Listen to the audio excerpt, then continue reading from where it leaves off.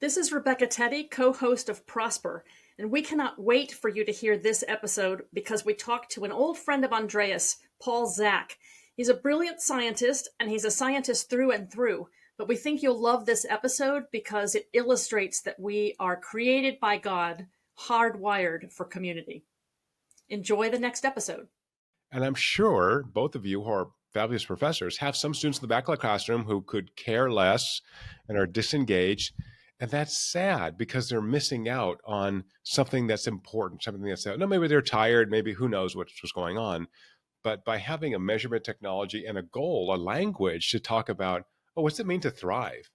Doesn't mean avoiding stress, actually. It means you've got to lean into that. Hey, this is hard. Learning's hard.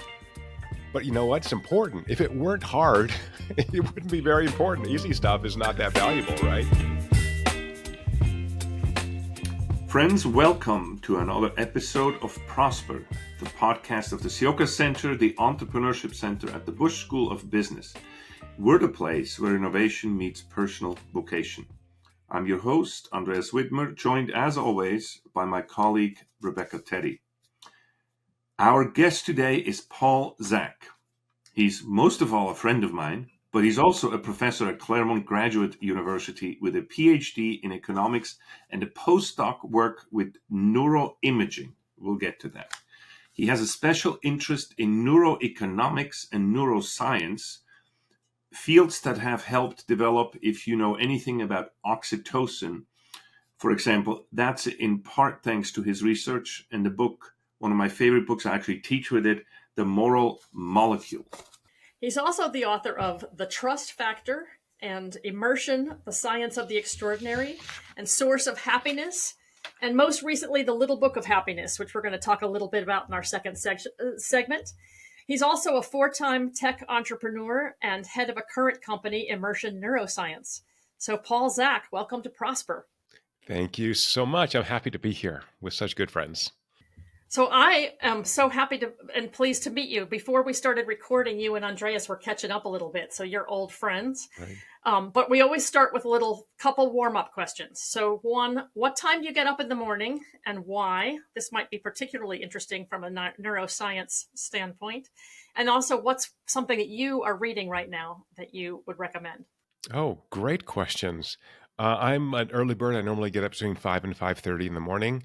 And I make coffee, and then I walk for about 2 miles, listen to a book or think or focus. So I'm out walking before sunrise. And I think it's really important to get the blood pumping. What am I reading now? I mostly read nonfiction. I think a better thing would be like, what's the best recent book that I have read? I do my books in Audible because I'm walking and I'm exercising and driving. I live in California, so I drive a lot. Great recent book. Oh gosh, I go through so many. I do about 2 books a week because I do books on double speed. I'm filling for time here. You're one of those, huh? Yeah, I'm one of those. Sometimes I have to, re-listen to them.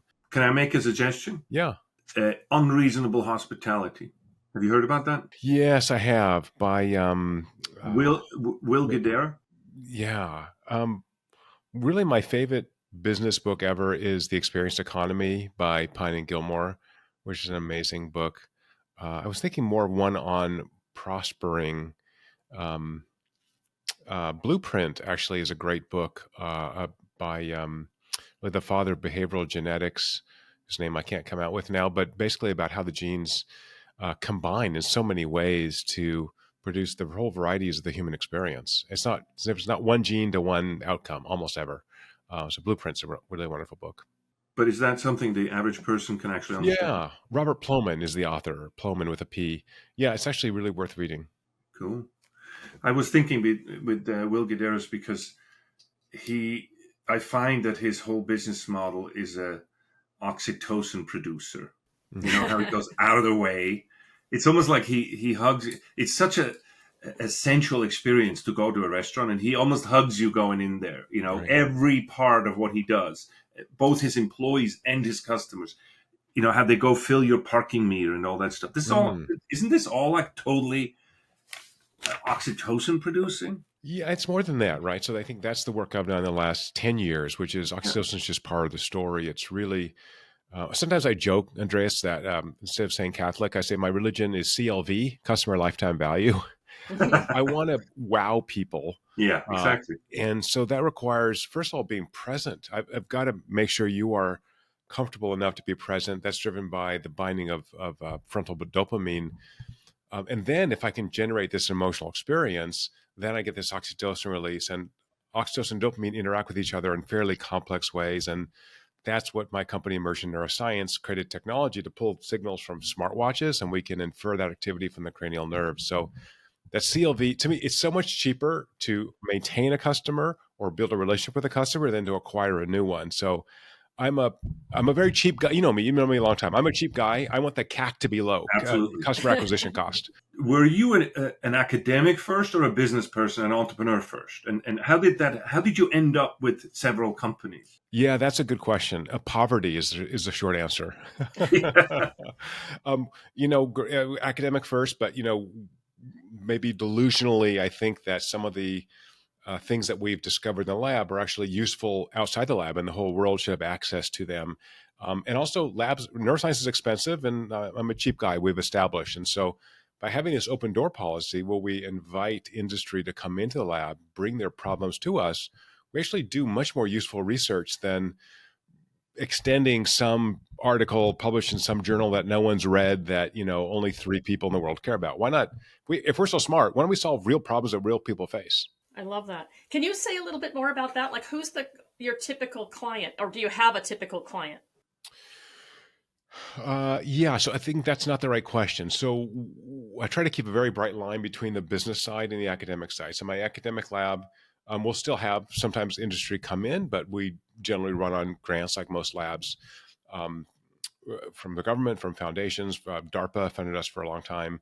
And from the company perspective, we have large companies publicly like Accenture, EY, that use the immersion technology to ensure that they are wowing people, wowing their customers, to ensure that the training they offer sticks in your brain. So, we've all been to these conferences. We get this survey afterwards, like, how'd you like the lunch? Did you like the keynote speaker? And I say, I don't care. I care is, what's the ROI from that experience? Did it wow your brain enough? We call that immersion. Was it a high enough immersion that it stuck in memory? So when you go back to the office on Monday, you can create value. So when employees create value, not only is that good for the organization, it's good for the employee. Now I have higher job satisfaction. Oh yeah, I use this new tool I learned and I'm creating real value. My customers are happy. My boss is happy. I'm getting promoted. So there's a big win-win space there we want to play in. Is that, I mean, all I hear when you're describing this, and several times before when you started your company and everything, I'm like, I'm just going to wait and then ask him, because this is, of course, Rebecca and I teach a course together. We have 250 students in the fall semester waiting now at the end of August. And I keep calling it a production.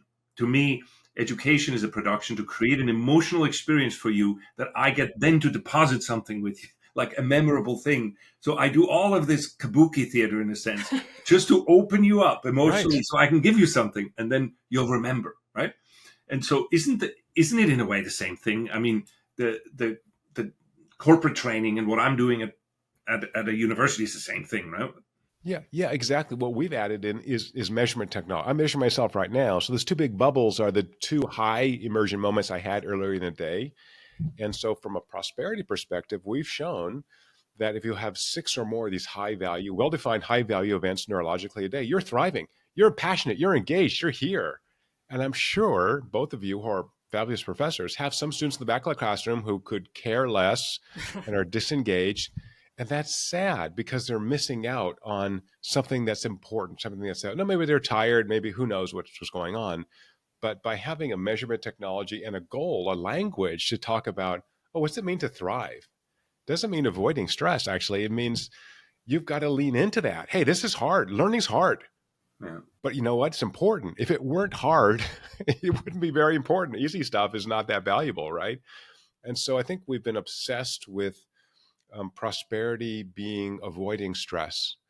If that were the case, then the Bob, who sits on his couch playing video games all day and never leaves, would be the happiest person ever because he has no stress. And the person who climbs Mount Everest would be miserable because that Exactly hurts. right. Or you'd never go to the gym. That's physiologically stressful. So just like we've got to lean into, developing our physiologic capacity, we need to lean in to build our emotional fitness. We've got to be engaged with people.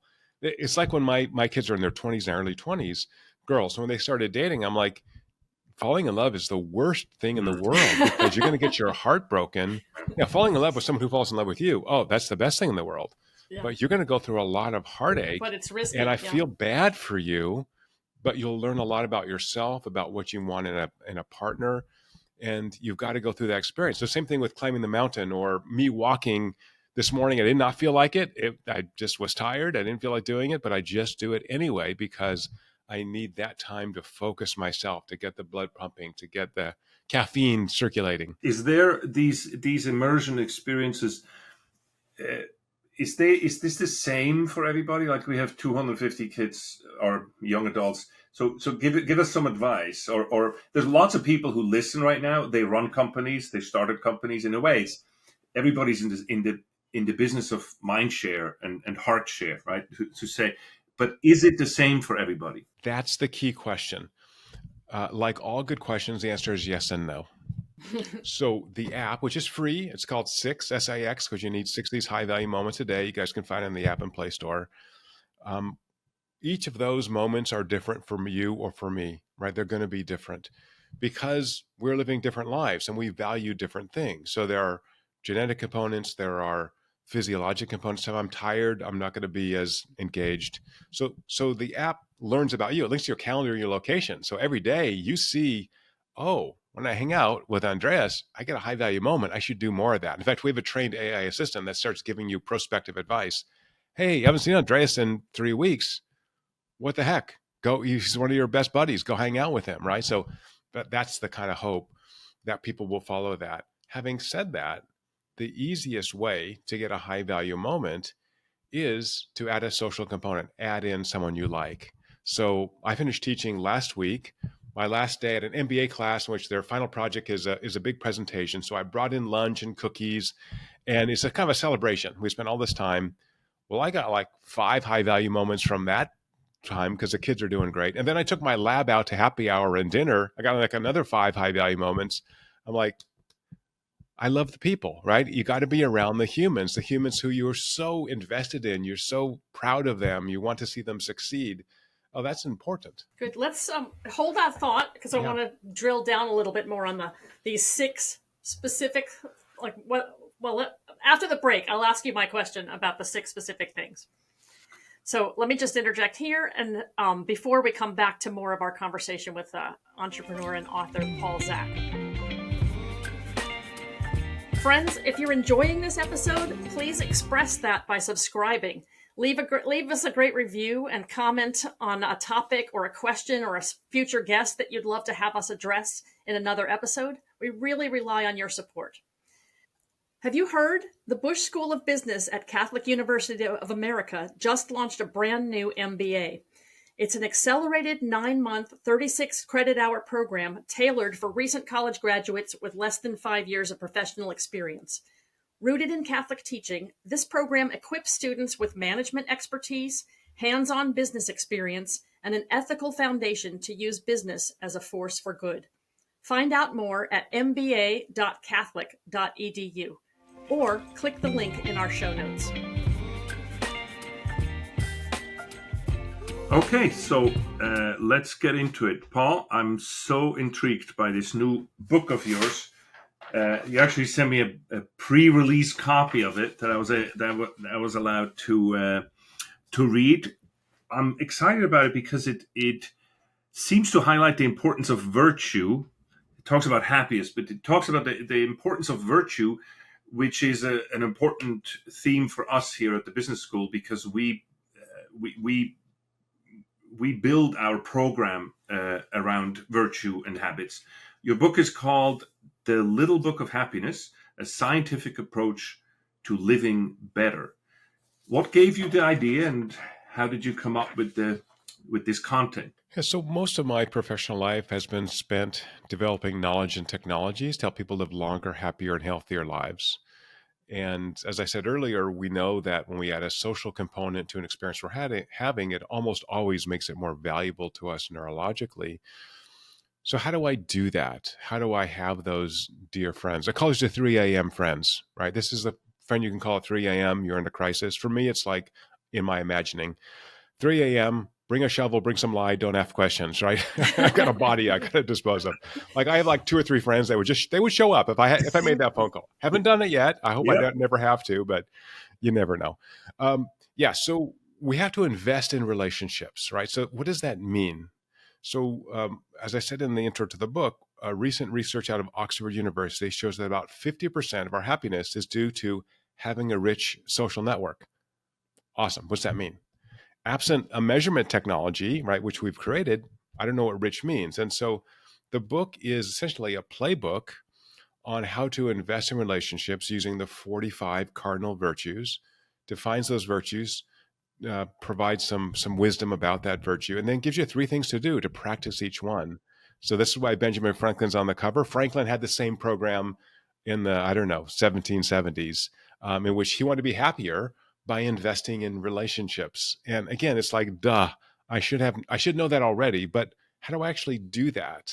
Right. So it's really using the neuroscience we've developed, and other people have developed for the last 25 years to be really efficient at forming really strong relationships. I see. And when you talked earlier about 6, having a daily 6, Mm-hmm.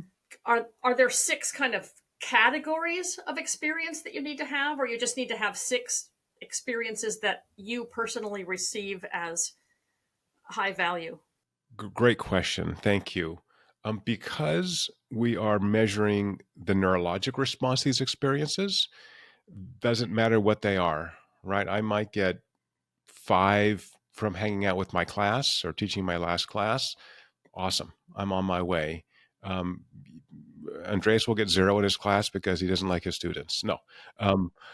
Right. Or my kids, I have a kid coming home from college tomorrow. So that'll be some high value moments there. Right. So by having a universal metric for what is most important for you to thrive, then you can, again, or the app categorizes those activities for you. When you go to this place, you get a high value moment. So, for example, the Cleveland Cavaliers have been posting the QR code for the 6 app at their games to give their audience a gift. Hey, you showed up at an NBA game. You got a babysitter. You parked your car. You paid for lunch. We want you to live a happier life. We actually want to give you that higher CLV during the game, but also outside the game. So are they altruists? No. You're going to see that being at an NBA game is going to be a bunch of high value moments. A lot of people, a lot of excitement, right? This is the opposite of stress. This is measuring passion, right? You're going to get a bunch of those. So remember, go to more Cavs games. And then, by the way, after you leave the Cavs games, what else do you do? So one more example, Rebecca, if I may. So we had an acting coach at University of California, Irvine, using our app to train actors to, again, create that amazing experience for their audience. Because how do you know, right? You're just kind of guessing. And he said, hey, we're putting on this professional play. Could we use your app during the play, but also afterwards, have people linger? Like you have this amazing emotional experience, this powerful play, and then people just leave. And yet you've had this social experience all together. Could we have some stations where we have people have other experiences and they hang out? And of course, for them, they need to, this is a poor community theater, so they want to have people buy more drinks at the bar and help fund the players. And that's what happened. People had their app open, and when you're next to someone with it, you can actually see how in sync you are physiologically with them. Oh, wow. And you'd have this thing like, I love beach vacations. Discuss 2 people. And we saw couples and we go, yeah, I love the beach. You're like, honey, you hate the beach. What, you said you never liked sand. No, but I love. And then their apps is almost a lie detector. Like, oh my gosh, I thought you never wanted to go to the beach. And people had these amazing conversations, or sometimes strangers would be like, oh, I love the same thing, So it is really a way to figure out what is most valuable to you and the people around you. So the book and the app, in a sense, complement each other because they're not exactly the same. The book, very interesting. It goes, it's a simple concept. It has the 41 or 45 virtues on there, like 21 love. Next page is empty.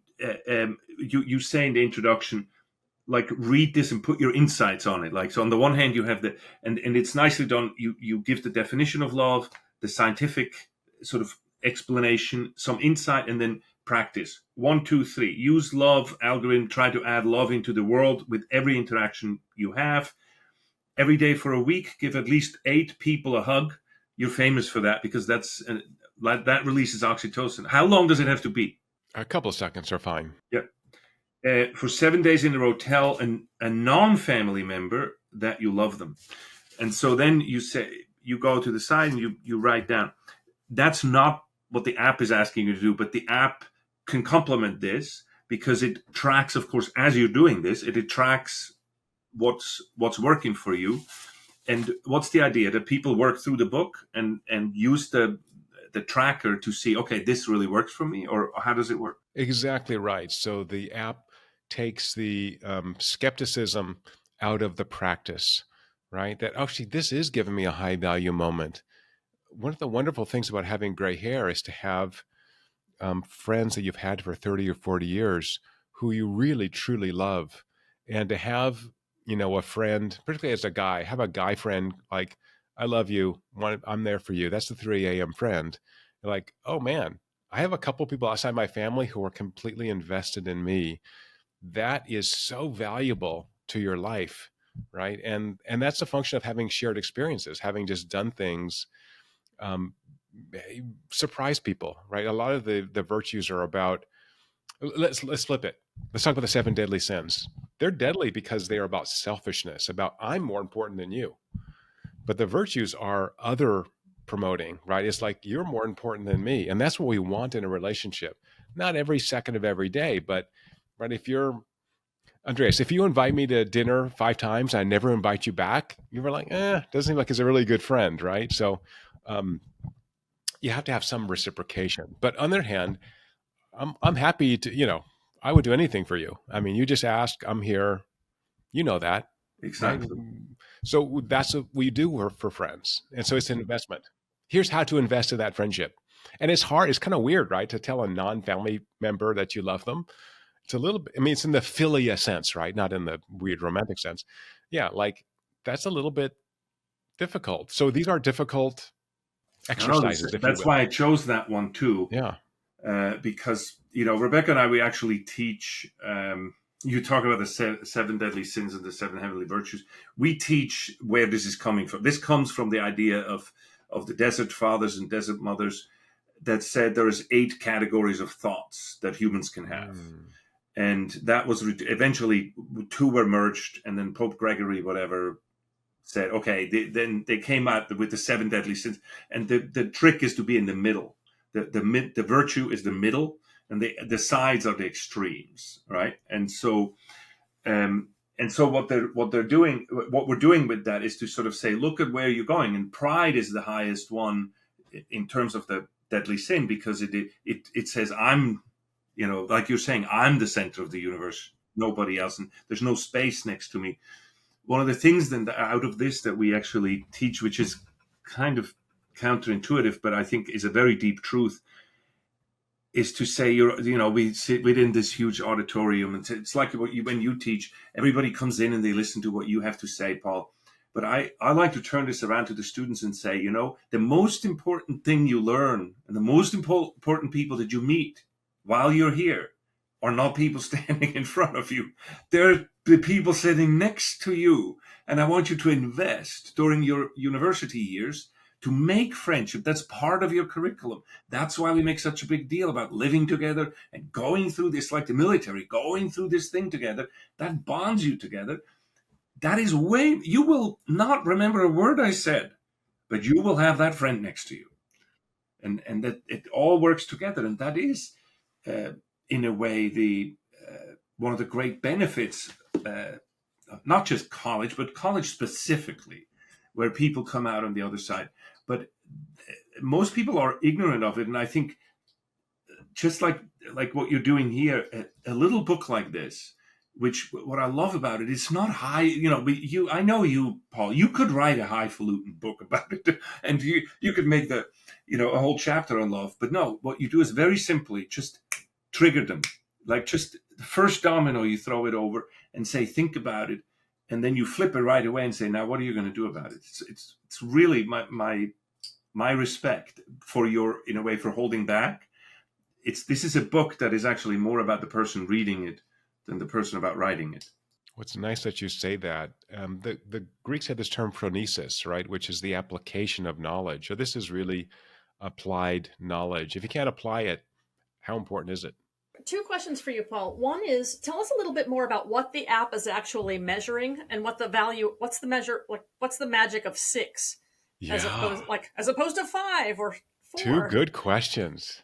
And then I have a follow-up. Sure. Okay. Let me take the first two. So this work came out of research we did for the Department of Defense post 9/11, which tasked us to give soldiers a new superpower. We're called persuasion. So let's use words rather than weapons, trying to get people to cooperate with us.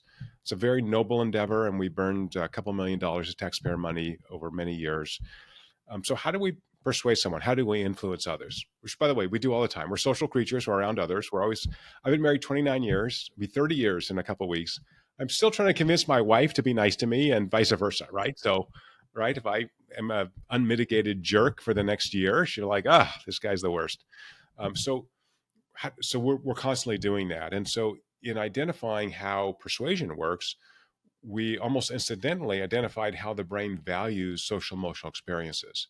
So if I can, as Andrea said, if I can, in class and talking in a communication, in a radio program, if I can convey information in a way that is sufficiently valued by the brain, then we do what is valued, right? So the brain has such high energy overhead that it really modulates resources by essentially trying to evaluate, is this important enough to invest the processing power into whatever experience I'm having?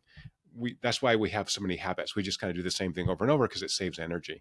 Okay, great. So once we found this network in the brain, which I've called immersion, primarily driven by dopamine and oxytocin, it had to be deployable. It can't just be in the laboratory, right? So then we were experimenting with wearables.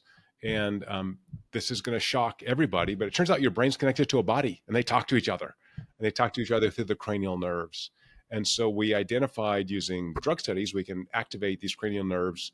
We identified exactly what these rhythms look like. So it affects the rhythms of the heart. So I'm feeding in heart rate, but not using heart rate or heart rate variability because they don't predict behavior. I'm a behavior guy, right? We were tasked by the DoD to predict behavior, not feelings or intentions.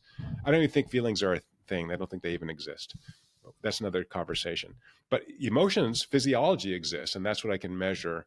So once we had this network identified and we had a way to measure it at scale, we measured over 50,000 brain observations now, I think more than any other neuroscientist, because it's a scalable technology, again, used by some of the largest companies in the world that you've heard of and might, say, deliver packages to you, or you might use to search the internet. All those companies use our technology.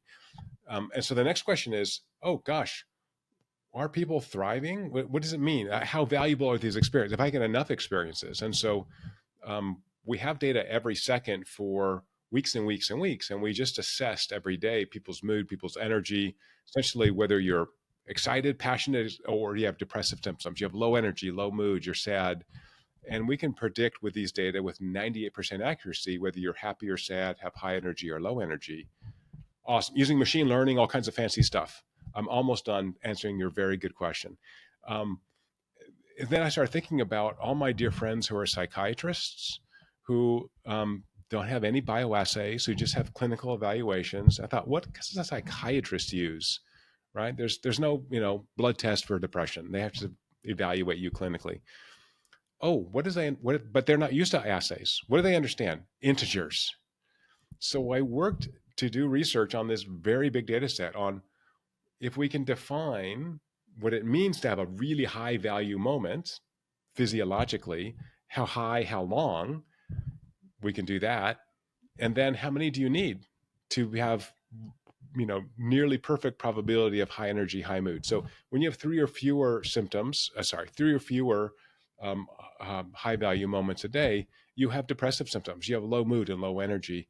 When you have 4, you're kind of maintaining. 6, now you're growing. So the great thing to finish this thought is that if you're getting consistently 6 or more high value moments a day, you're building up your capacity to be present and to be emotionally open, the two things that attract us to other people and help us thrive in the world.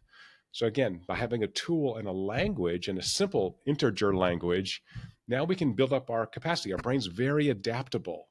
And so just you know, analytically turned out to be 6.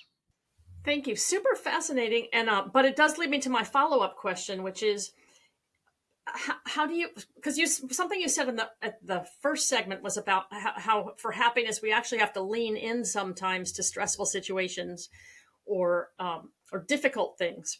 So if the app is telling me when I'm, what's giving me these sort of joyful experiences, how will it teach me that I, need to actually do sometimes tough things? Wonderful question. You must have some kind of science background because that's a deep science question.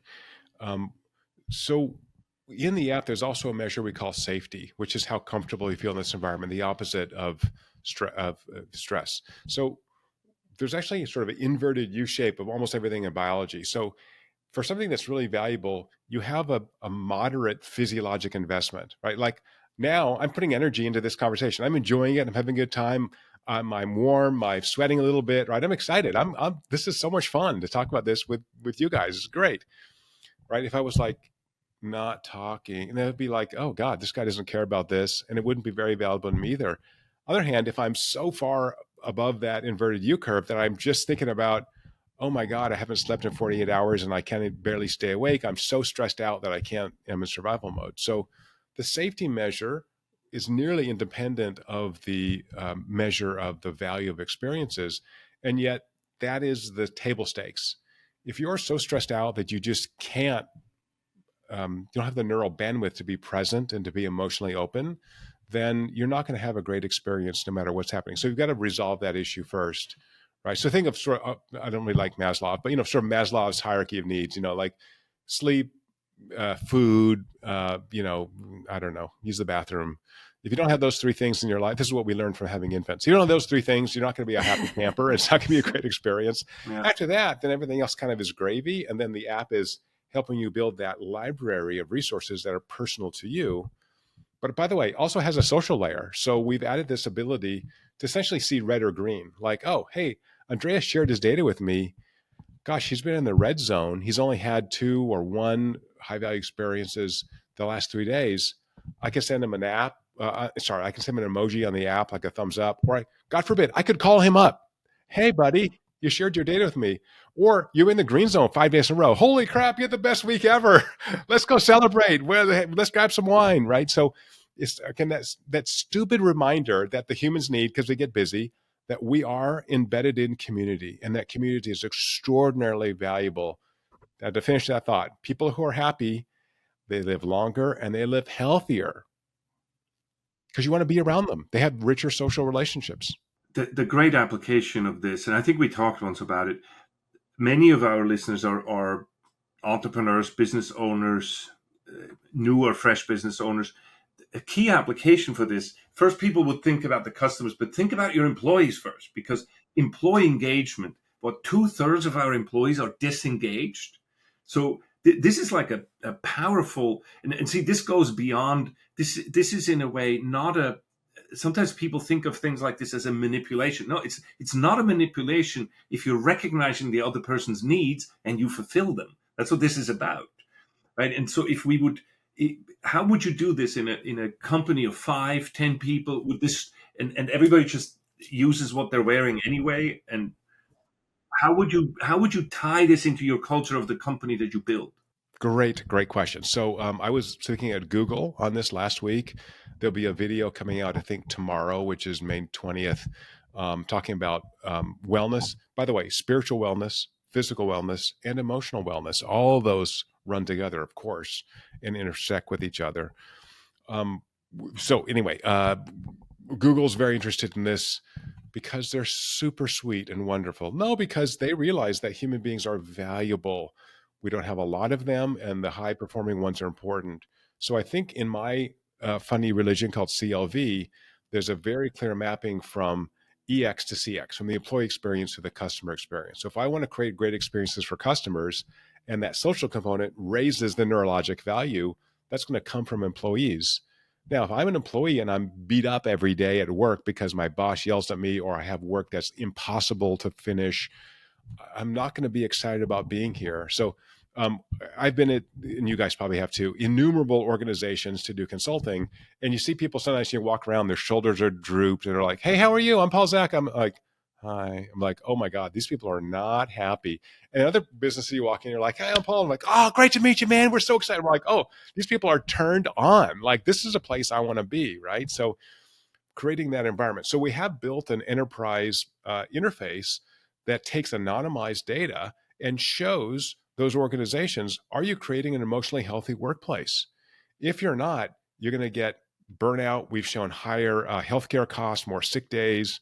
Like, take care of these humans. They are important and valuable from a business perspective and maybe from a theological perspective. Just like you control the temperature with air conditioning by having a central knob somewhere that says it's this cold or this warm in this building where everybody works, you could do that for the actual emotional environment with your product and say, guys, this is not a healthy environment. Lots of companies are in for a surprise when they see what's going on. Paul, thanks so much. Time is flying by when you have a friend visit, but thank you so much for the time that you spend with us today. It's always a joy to see you. I'd love to have you back at some point. This is super interesting stuff, and as I know you never stand still. So in a year or two, you will be up to the next level and the next greater thing. So a real privilege. Can we try practicing a virtue here? Yeah. Let's do two. I'm grateful to both of you for having me on. And Andreas, I love you. You're a dear friend. Thank you for your years of friendship and all the wonderful things you've done for me. We could spend half an hour talking about how many nice things you've done for me. So just for the listeners, you're an amazing human being. Thank you, Paul. That means and Rebecca, new friend. Thank you. New friend, thank you so much. I have just a quick question for you, and then I want you to tell listeners where they can find you. Okay. But just quickly, why is Ben Franklin on the cover of the book? Yeah, so Ben was the inspiration for this. So he had a program in the 1770s. He wanted to be happier. And so he identified 12 virtues that he practiced with a big list like I made. All I did is take that and expand it to the modern age with a little science. So Benjamin Franklin was an incredibly important and happy person. I think that's part of the answer. So that's really neat. And then how can our listeners find you? The app is at your6.com, your with a number 6. And you can, if you're listening to this and you have questions, you can email me. The website is getimmersion.com, immersion with an I, and happy to interact with anybody. If you're listening to this, you must be awesome. So happy to talk to awesome people. Thank you so much. And as always, we'll put the links to everything that Paul mentioned in our resources in today's show notes. Okay, that's all the time we have today, friends. Thank you for joining us. As always, we're grateful for your support. And until next time, we hope you prosper.